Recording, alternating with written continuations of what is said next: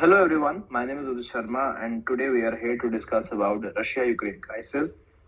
So, as we all know that Russia is the largest country in the world with second largest and strongest military in the world. So, very obviously, one could say that Russia's invasion of Ukraine is the biggest military mobilization in Europe since World War II. So, in this video, we are going to discuss what actually led to the Ukraine crisis, and then we'll move towards that how US is responding to that, and what actually Putin wants, and how India is affected with that, and everything. So, let's start this thing. So, Russia has actually followed up its recognition of rebel regions in the eastern Ukraine, which is very commonly called as Donbas region, giving rise to two new countries in the world, that is Donetsk and Luhansk, with a full-fledged invasion to demilitarize and denazify Ukraine. President Putin has also described Russian attack on Ukraine as special military operation. So any country, it is very common that when a country invades another country, they never uses the invade word or the invasion word. They will always give them a fancy name, which Putin has given as special military operation. So far, it is very fascinating to know that so far Moscow has been denied the swift victory it anticipated and has actually failed to capture major cities across the country, including Kyiv, the capital. It has been weighed down by an ill-prepared military, which is Ukrainian military, and faced tenacious resistance from Ukrainian soldiers and civilian resistance fighters. So it has been indicated from various sources that Mr. Putin has indicated that his ultimate goal is to subsume the country into Russia's orbit. So a war never ends with winning or losing of the two parties. It always gives rise to some new problems, which in this case, the war has actually, in this case, has unleashed a devastating humanitarian toll and claimed thousands of lives. It has also prompted more than 3 million people to flee Ukraine, scoring what the United Nations has called the fastest growing refugee crisis since World War II. Even several rounds of diplomatic talks between Russia and Ukraine have failed to stop the war.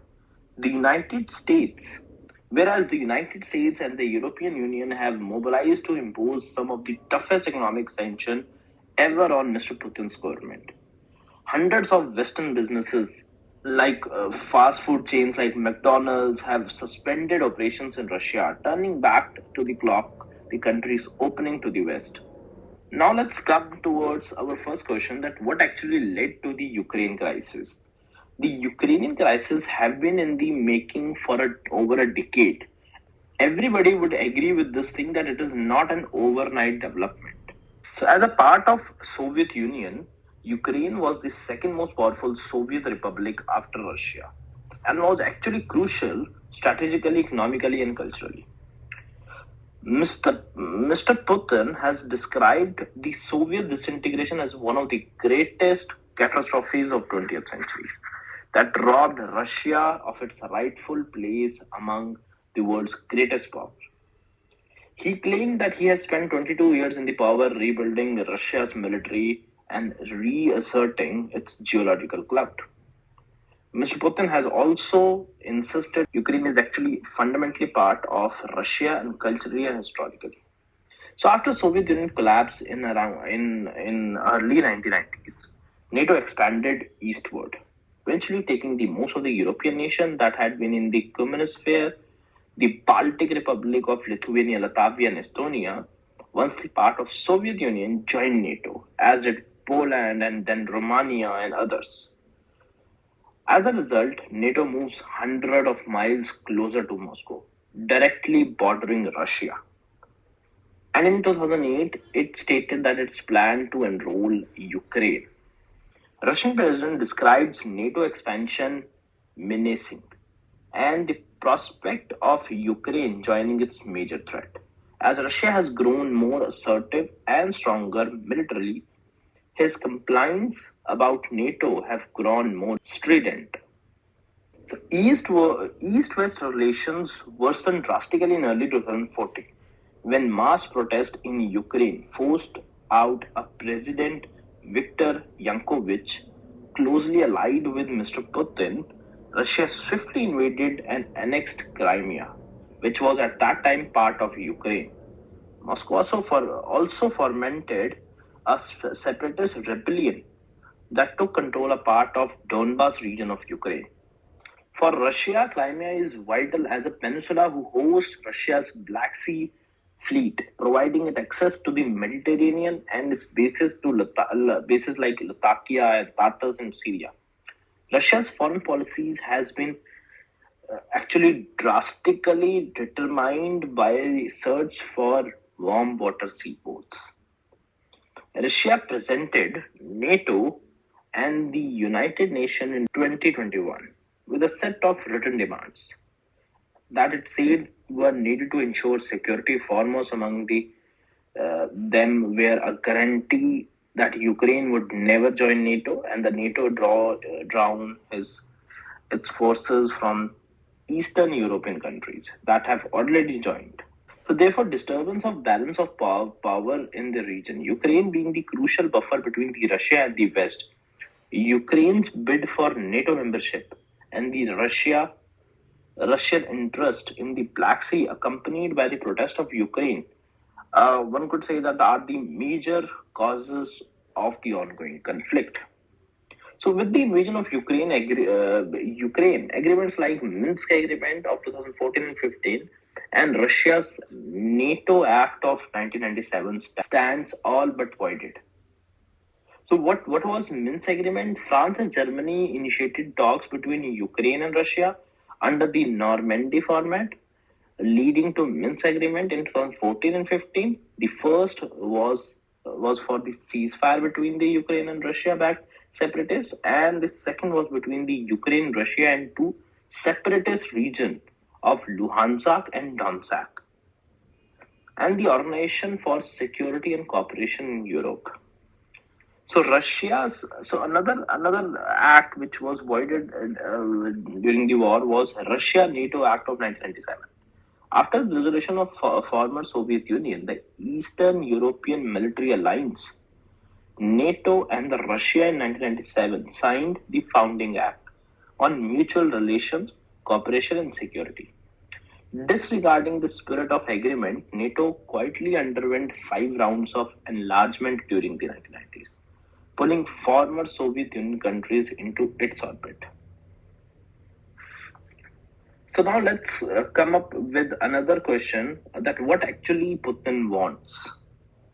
Mr. Putin appears to intend on winding back the clock more than 30 years, establishing a broad Russian-dominated security zone, reassembling the power Moscow wielded in Soviet days. He clearly wants to draw Ukraine, a nation of 44 million people, back into Russia's sphere of influence.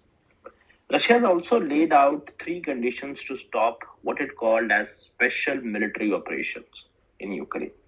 It wants Kyiv to accept Crimea as a Russian territory, recognize Donetsk and Luhansk as independent republics, and amend the country's constitution to drop attempts to join any bloc, which they are referring to NATO, and renegotiate its neutrality. Now let's come up with another question, that what and how. Now let's come up with another thing, that how is United States responding to that?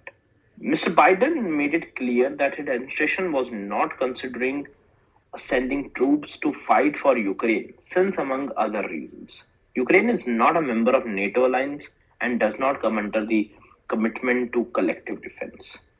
Instead, the United States has sent anti-tank and anti-craft weapons to Ukraine, increase the American military presence in NATO countries. The Pentagon also ordered the deployment of an armed brigade combat team to Germany to reassure nervous NATO allies in Eastern Europe. But the real weapon has been financial. Mr. Biden going to turn Mr. Putin into an outcast and has announced tough sanctions aimed at cutting out Russia's largest banks and some oligarchs.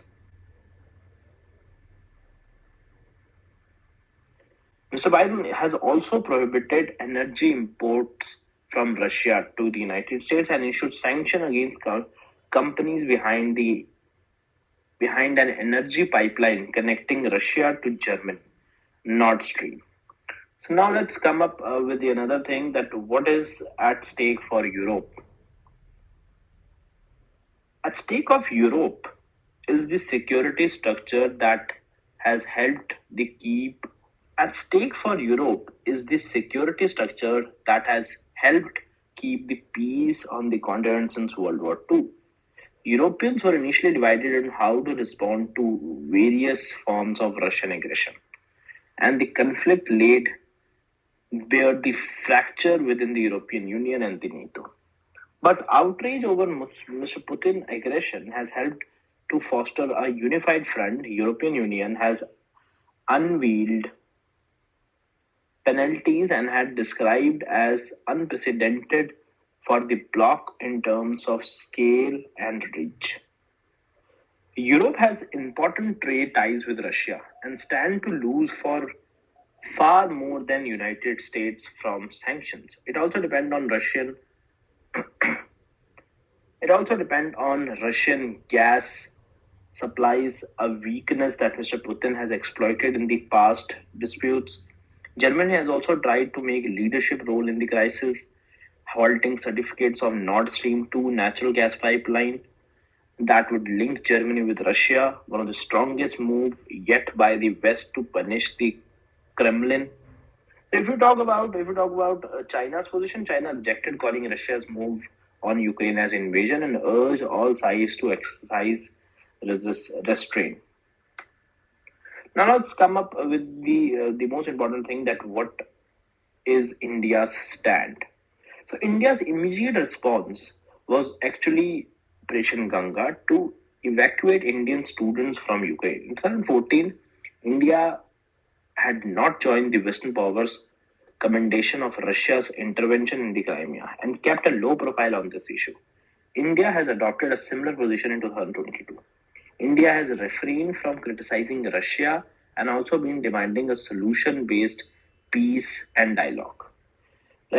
India has abstained on US-sponsored UNSC resolution that deplores in the strongest terms Russia's aggression against Ukraine, with New Delhi saying dialogue is only answer to settling difference and dispute of voicing regret that the path of diplomacy was given up. Subsequently, India has also abstained from voting in all anti-Russia resolutions in UNGA, UNHRC, IAEA. Very beautifully, our Foreign Minister, Dr. S. Jaishankar, has actually cleared the India's stand on the Russia-Ukraine crisis. They said that if India has chosen a side, it is the side of peace, and it is for an immediate end to the violence. Discuss something which is even more important, that what are the India's concern and challenges. First and the foremost important challenge that Indians believe is the energy crisis. Russia-Ukraine crisis will send cooking gas, petrol, and other fuel bills soaring for Indian households and businesses. Higher oil prices add to transportation costs. So getting an alternate source for fertilizers and sunflower oil may not be easy for India. Exports to Russia account for less than 1% of India's total exports, but exports of pharmaceuticals and tea could face some challenge. So another problem which we believe that India has also braced itself for some immediate challenge following from the Russian action. It will have to balance the pressure from one strategic partner, that is America, to condemn the violation of international law, with that from another, which is Russia, to understand its legitimate concern. India managed these pressure during 2014 crisis of Crimea annexation. It shall again manage it effectively. And there are some other concerns like that the Russia-Ukraine crisis comes precisely as India's purchase of Russian S-400 missile system is underway. And the New Delhi has been hoping for a waiver of US sanction on this. Russia-Ukraine conflict will complicate both the delivery of the system and the possibility of presidential waiver. Another important concern for India is growing Russia-China relations. Russia-Ukraine crisis will make Moscow more dependent on friends like China and build a regional bloc of sorts that India is not a part of. And that's all for today. We will end this video with a quote by Neville Chamberlain, which say that in a war, whichever side may call itself the victor, there are no winners but all losers. Thank you.